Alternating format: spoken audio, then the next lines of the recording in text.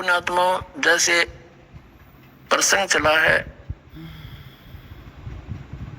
कि सरपुरुष, अक्षर पुरुष और परम अक्षर पुरुष।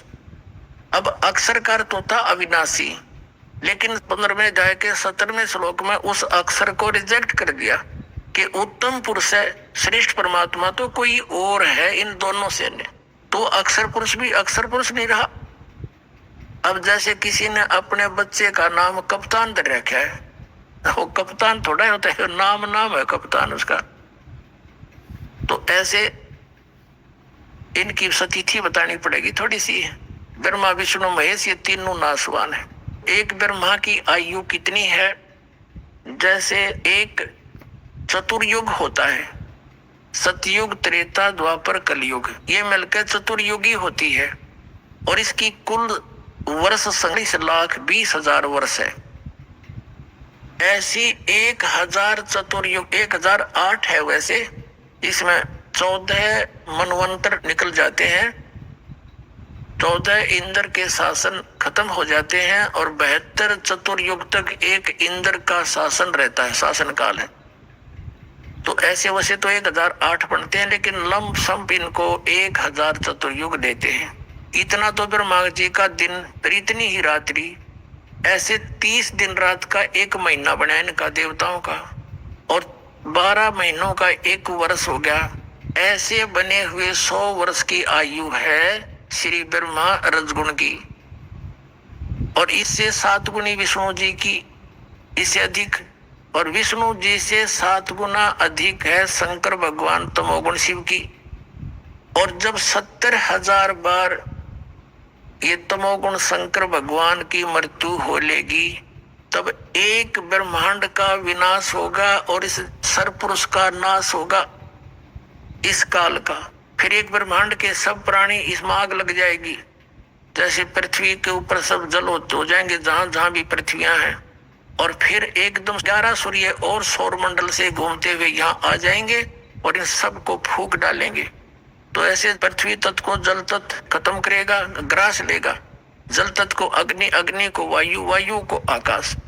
तो उस समय इस ब्रह्म की मृत्यु होगी सरपुरुष की, और ये एक युग होगा किसका? अक्षर पुरुष का।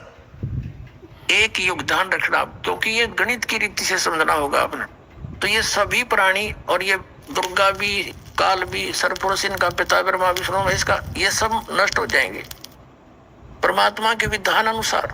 ये एजडीत प्राणी सब ऊपर को उठ जाएंगे एकदम। जीवात्मा मरती नहीं, लेकिन उसमें पीड़ा बहुत होती है जब अग्नि लगती है, इसमें सब बुरा हाल हो जाता है। फिर ये ऊपर उठ जाएंगे, ये 5 तत्व यही रह जाएंगे, घूमते रहेंगे सूक्ष्म रूप में। ये ऊपर दूसरे ब्रह्मांड में चले जाएंगे, वहां जाकर फिर दोनों का, दुर्गा और काल का युवा शरीर बन जाएगा।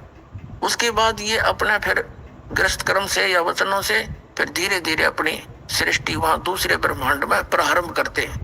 ऐसे चलता है। तो हमने लेना है समय।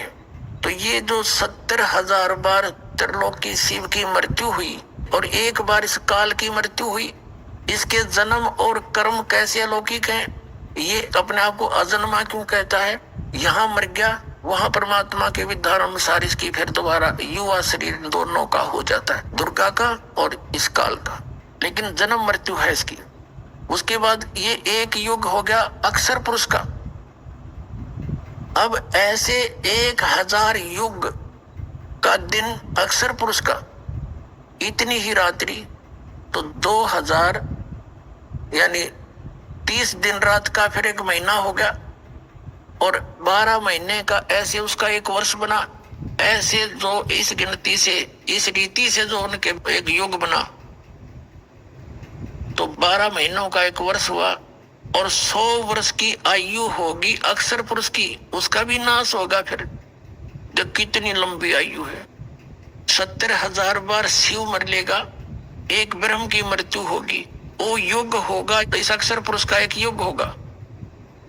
और ऐसे 1000 युग का दिन, इतनी रात्रि, और फिर 30 दिन रात का महीना, 12 महीने का एक वर्ष, और 100 वर्ष की आयु अक्षर पुरुष की, और फिर भी मृत्यु होगी।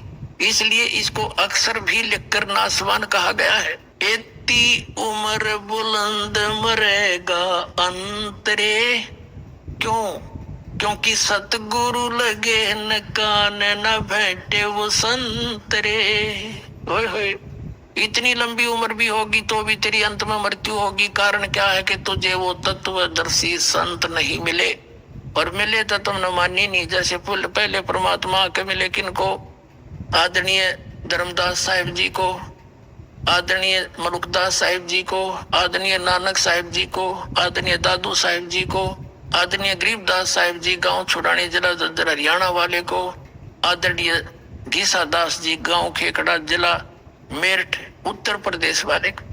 इन्होंने वही डंडोरे पीटे थे, पर मानना नहीं कोई। उनके जाने के बाद ग्रुप जरूर बन गए उनके पीछे, लेकिन उन्होंने क्या बोला था अपनी वाणी में, उसके निकट भी नहीं कोई समाज। ये सत्कर मान लेना। अब क्या बताया कि एती उम्र बुलंद मरेगा अंतरे, सतगुरु लगे न कान न भेंटे वो संतरे।